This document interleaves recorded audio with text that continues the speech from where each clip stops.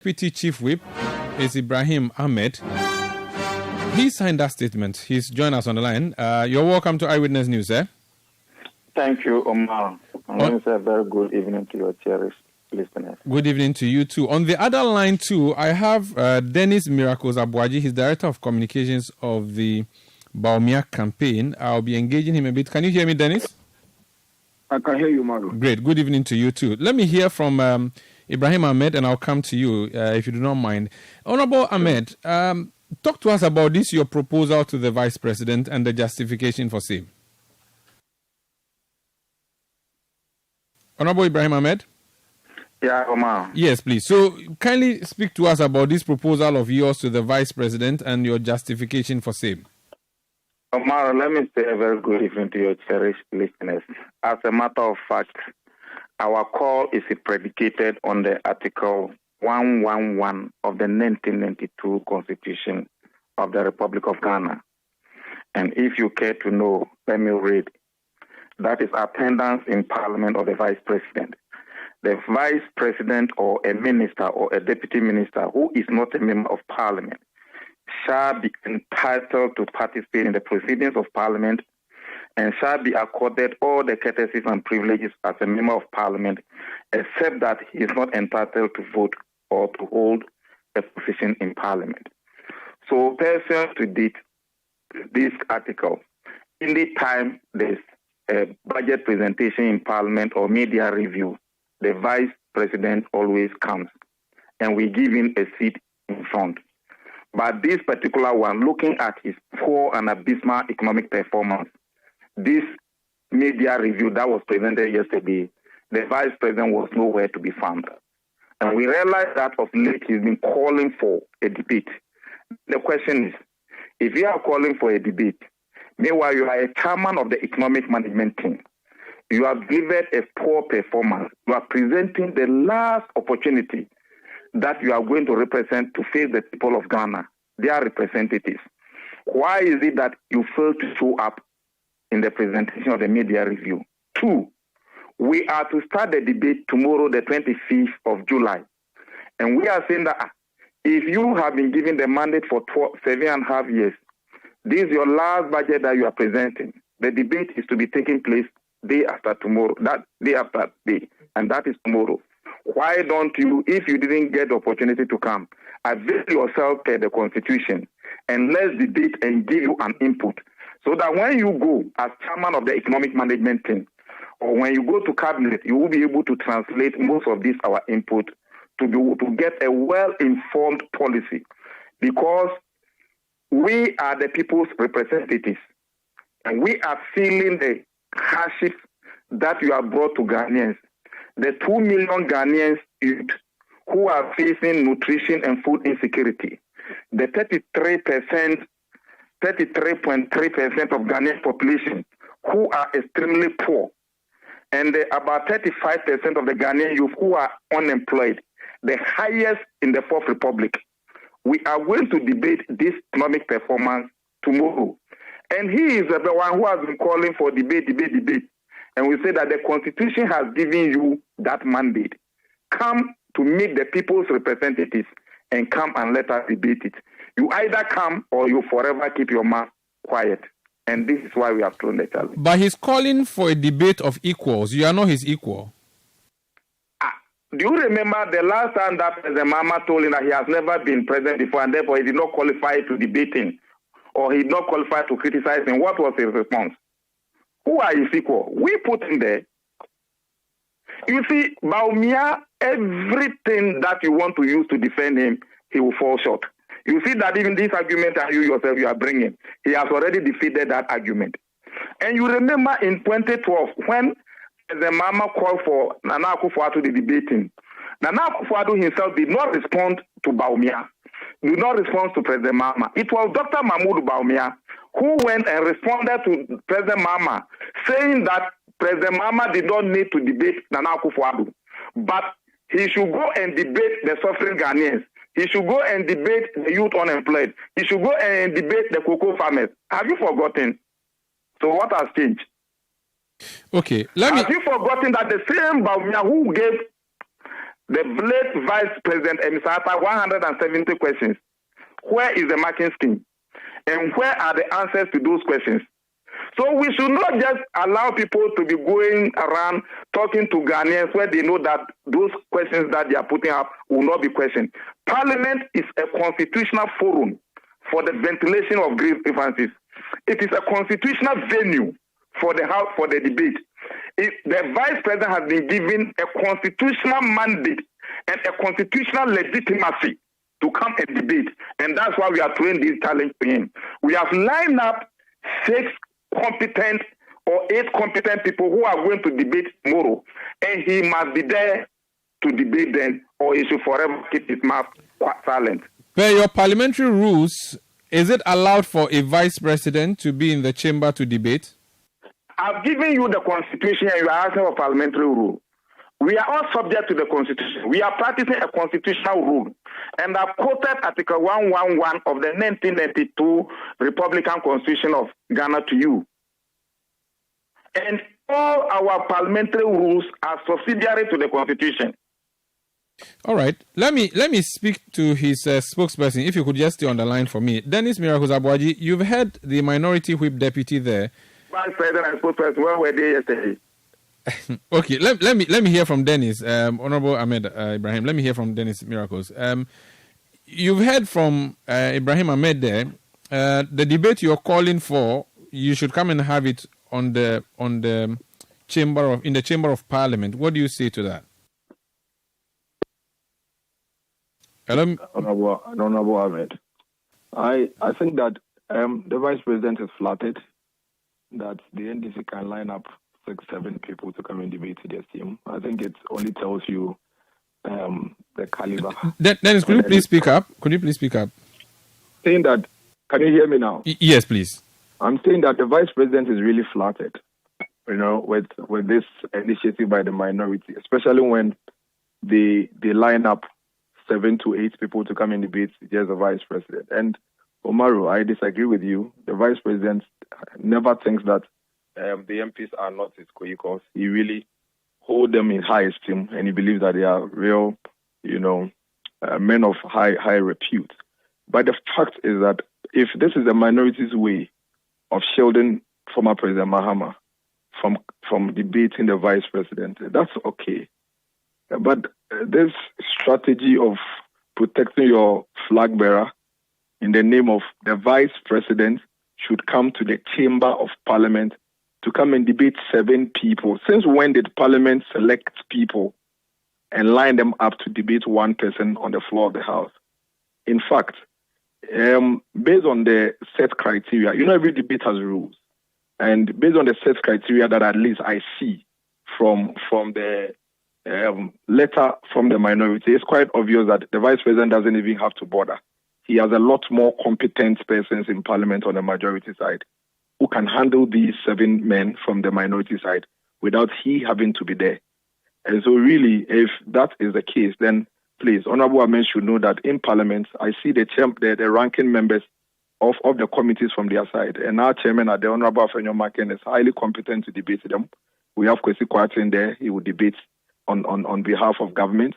We have Frank Anodompre there. We have a lot of members of Parliament on the majority side who can competently debate their 7 selected people without having to disrupt the Vice President in coming to Parliament. And so the Vice President's call is specific. He's running for the office of the President. The minority have a leader. The leader of their party is the former President. The Vice President is quite sure, 100% confidence in the performance of this government. Their leader is asking for the people of this country to vote for him, to come and formulate policies before they even come to the floor of the House. And the Vice President is simply saying that, come, let's put our record against your record. Defend yours, and let me defend mine with a set of presidential debate rules. The floor of the House has rules that you cannot change simply because the minority have written a letter. There are rules that they call standing orders that cannot be changed overnight just for a debate between the minority and the Vice President. And that would not be the best place to have a presidential debate, which may require that we have certain specific set of rules. And so the vice president is happy that they extended an invitation to him, but he says, no, thank you. He has competent men in the House who are seated there with the minority, and he would ask his men there to handle this simple debate on his behalf whilst he prepares himself and continues to wait for their leader, the former president. But in the past, you refused to debate the former president, so they are serving you with the same meal you served them in the past.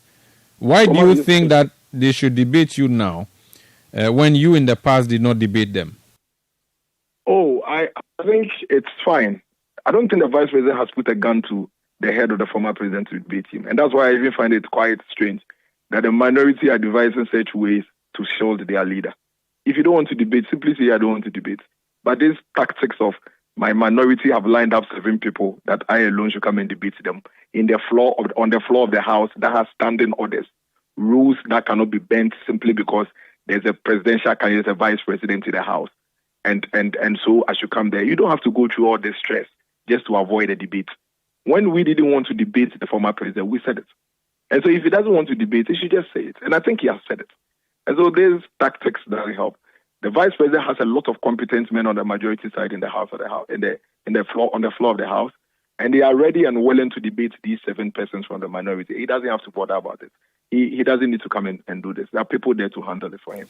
If the former president feels that he cannot defend his own record against the vice president's record defense for this government, it's okay. He can say that he will not do it. But these devices, they won't help. But he's very flattered. Let me put it on record.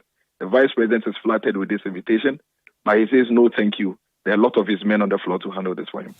Out of curiosity, why has the game changed now for you to be interested in debating Mahama? I remember in 2020, and I'm looking at a story published by our website at the time, citynewsroom.com, debating Mahama not part of our campaign strategy. And it has a photo of Sami Ewuku, who was quoted in that, and that debate never happened in 2020. Why has it become a part of your campaign strategy now to have a debate between the NPP flag bearer, your candidate, and John Dramani Mahama? I think predominantly this whole debating has been triggered by the acts and antics of the former president, honestly speaking. If you have a former president who has been president before but goes around peddling lots of falsehood, claiming a lot of things that he has no hands in, misleading and misinforming the public about a lot of things, obviously you call him to put him to test and for him to prove all these things that he's saying. So maybe in the year 2020, he probably had not escalated this misinformation and disinformation that as he is doing today.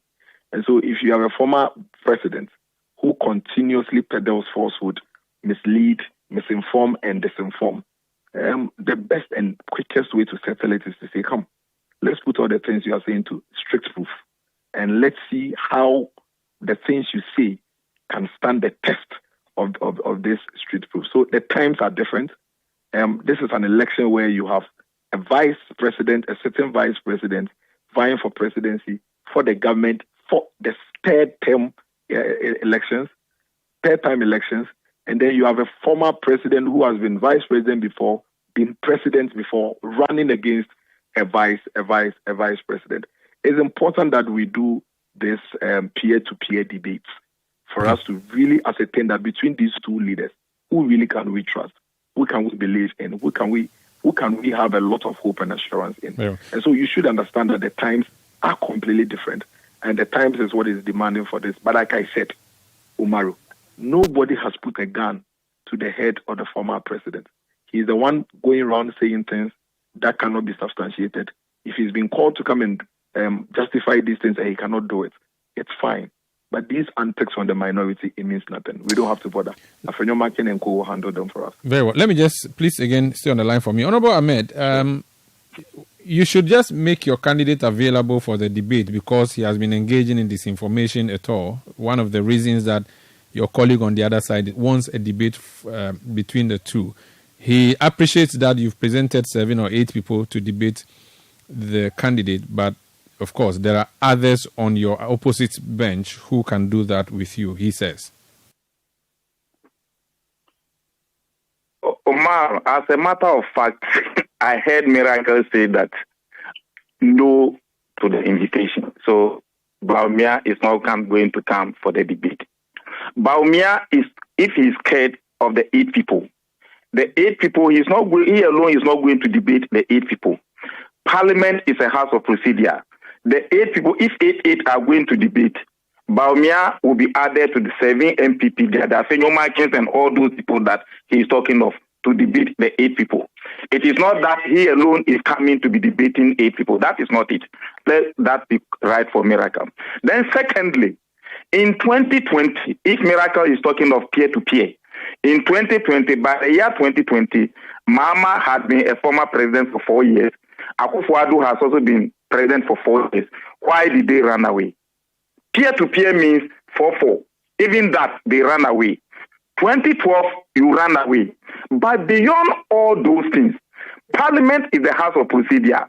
Almost all the finances that were approved for President Mahama or NDC when he was in power were done in Parliament. All the monies that have been approved for Nana Akufo-Addo and Bawumia were done in Parliament. All the records in national development are done in Parliament. All institutions in Ghana respond to Parliament. So when we say that he is the head of the economic management team, we know all the economic records and every financial records and indicators all the national budgets are presented in Parliament. We were surprised that his last budget presentation, he has run away. And that is why we are calling him. He owed the good people of Ghana accountability for his 7.5 years stewardship. So we are not calling Bawumia, we are not calling President Bawumia, President Akufo-Addo to come. But we are calling Dr. Mahmoud Bawumia as chairman of the economic management team and as vice president of the Republic of Ghana, who has been given the mandate by Article 111 in the Constitution to come and do that constitutional mandate. And he owes us. It is not that we are begging. He owes us that explanation. We have been approving the money for him. Before he came to power, the national inflation figure that President Mahama left in was 15.4. It is in our record here. So he is coming to tell us what is the inflationary record now. Before he came to power, we gave you 15.4 inflation, you sent it to 25%, you took it to 54, you have reduced it to 25. But still, your 23, 24, 25 is still higher than the 15.4. Before he came to power, the President Mahama gave him 1 million tons of cocoa production, 969,000 tons of cocoa production. What is the figure now? You have reduced it, you are struggling for 500 or 650. Come and tell us. Don't go somewhere and tell us. We gave you a single-digit inflation for 36 months. What is the figure now? We gave you an unemployment rate of 8%. It is now about 14-something percent. Why is it so? We gave you a GDP growth of 14.40% before. What is the percentage now? So these are the indicators we are saying come to Parliament. Then we will bring all the 7 years budget of NDC.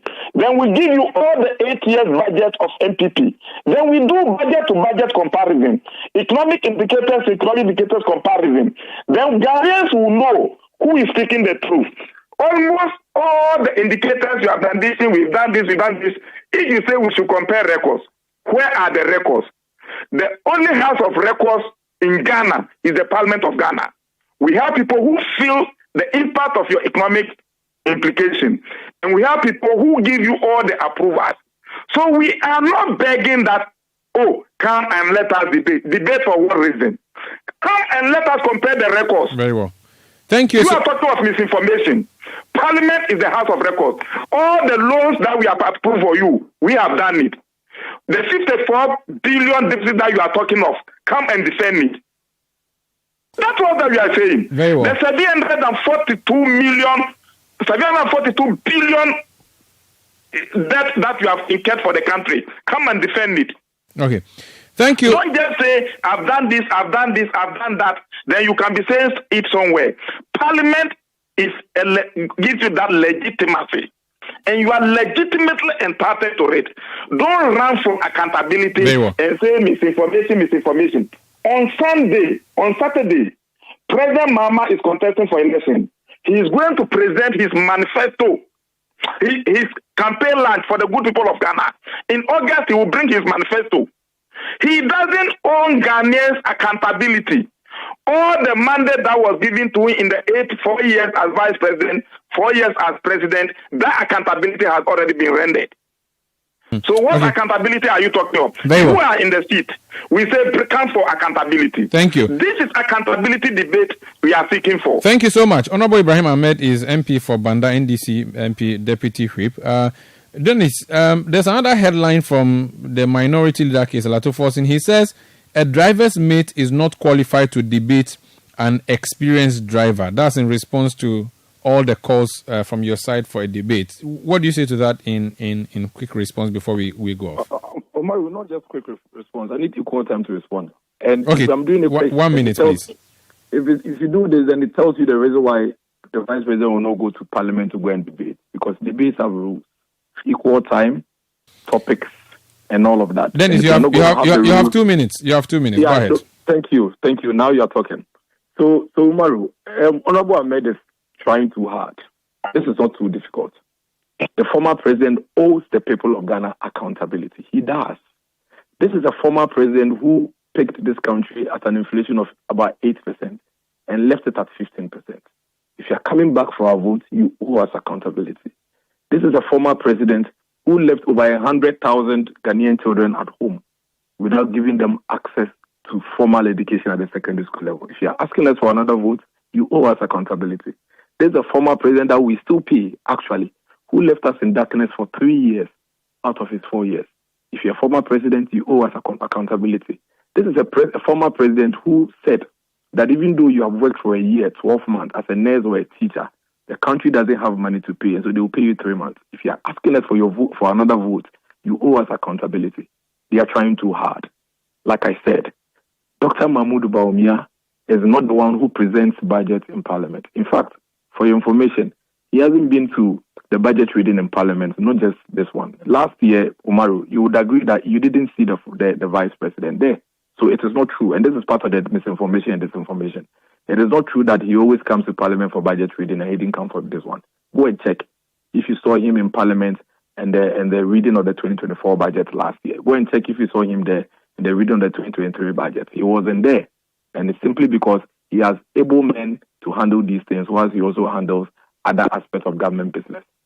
Now, you read the letter of the minority and you realize that they are quite clear. They said, and if I may, I'll just read a quick portion. Unfortunately, you have less than 30 seconds. This is the reason why the vice president would have to meet former President Mahama on the appropriate platform. Yes, the rules are different. And this is the reason why we have to end, because you've exhausted your time. Umaru, no, Dennis, you asked for time. I've given you, and I've been quiet. No, you gave him too much time. No, I'm the one regulating it. You said rules. You give me 2 seconds. Okay, 2 seconds. The minority has lined up a crack team of highly knowledgeable and competent members on its side to debate the vice president.